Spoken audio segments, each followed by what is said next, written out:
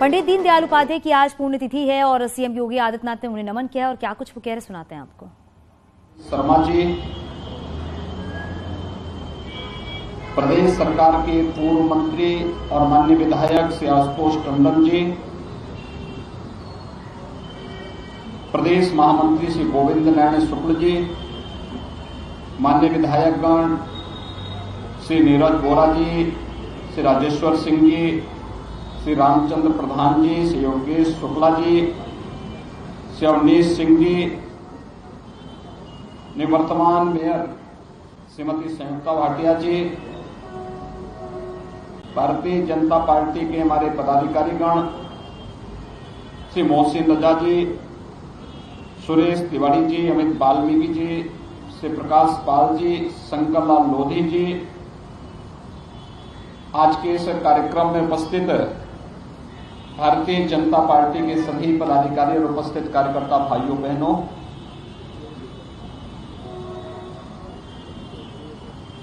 आजाद भारत में समाज के अंतिम पायदान पर बैठे हुए व्यक्ति के कल्याण की बात करने वाली एक आवाज आज से 55 वर्ष पहले अस्त हो गई, एक साजिश का शिकार हुई। पंडित दीनदयाल उपाध्याय भी वह ज्योतिपुंज थे जिन्होंने स्वतंत्र भारत की बात की थी। समाज के अंतिम पायदान पर बैठे हुए व्यक्ति के बारे में भारत के राजनीतिक चिंतन को उसका एजेंडे का हिस्सा बनाया था और उनका अंत्योदय देश के अंदर एकात्म मानव दर्शन के रूप में जग विख्यात हुआ। दुनिया ने उसकी ताकत को देखा। यह हम सबका सौभाग्य है कि पंडित जी ने जो सपना देखा था अंत्योदय के उस सपने को राष्ट्रोदय में बदलने के लिए आज देश के यशस्वी प्रधानमंत्री श्री नरेंद्र मोदी जी के नेतृत्व में भारतीय जनता पार्टी की डबल इंजन सरकार पूरी तत्परता के साथ और पूरी प्रतिबद्धता के साथ कार्य कर रही है। हम सब ने इस बात को देखा है कि आजाद भारत में पहली बार बिना भेदभाव के समाज के अंतिम तबके पर बैठे हुए व्यक्ति के लिए एक शौचालय की व्यवस्था होती है। बिना भेदभाव के हर व्यक्ति के लिए एक आवास की व्यवस्था होती है। बिना भेदभाव के हर व्यक्ति को ऊर्जा के लिए, घर के ईंधन के लिए उज्ज्वला योजना के कनेक्शन उपलब्ध होते हैं। बिना भेदभाव के विद्युत का वितरण होता है। इस सदी की सबसे बड़ी महामारी के दौरान देश के अंदर 80 करोड़ लोगों को फ्री में राशन की सुविधा उपलब्ध करवाई जाती है। 220 करोड़ से अधिक वैक्सीन की डोजेज फ्री में भारत के नागरिकों को सरकार उपलब्ध करवाने का कार्य करती है। यही तो सपना देखा था पंडित दीनदयाल उपाध्याय जी ने। इसी बात को लेकर के वह तत्कालीन सरकारों का ध्यान आकर्षित करते थे, उसको राजनीतिक चिंतन का एक विषय बनाया और उन्होंने उस कालखंड में इस बात की घोषणा की थी कि जो कुछ भी हम कर रहे हैं, बोल रहे हैं, जब हम सत्ता में आएंगे इसको वास्तविक स्वरूप प्रदान करेंगे। आप याद करिए, एक राजनीतिक ऋषि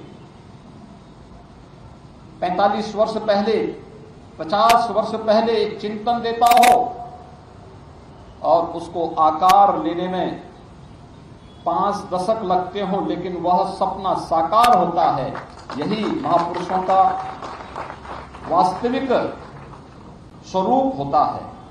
एक न एक दिन बाद सच होगी और उस सच को साबित किया, पंडित दीनदयाल उपाध्याय जी के उन वचनों को साबित किया है आज भारतीय जनता पार्टी की आदरणीय प्रधानमंत्री श्री नरेंद्र मोदी जी के नेतृत्व की सरकार ने। आज उन्हीं से प्रेरणा लेकर के राज्य के अंदर भी अनेक कार्यक्रम, लोक कल्याणकारी कार्यक्रम हो, समाज के अंतिम पायदान पर बैठे हुए व्यक्ति को बिना भेदभाव के शासन की योजनाओं का लाभ देने का हो। यह कार्य पूरी प्रतिबद्धता और ईमानदारी के साथ हो रहा है। सरकार की नौकरी निकलती है, बिना भेदभाव के उत्तर प्रदेश का कोई भी व्यक्ति जो अर्हता रखता है उस नौकरी के लिए आवेदन कर सकता है और उसमें अपनी योग्यता के अनुसार स्थान प्राप्त कर सकता है। उसके साथ जाति, मत, मजहब के आधार पर कोई भेदभाव नहीं होता है। वो अगर उसके लिए और है, उसे उसका जगह मिलना ही चाहिए।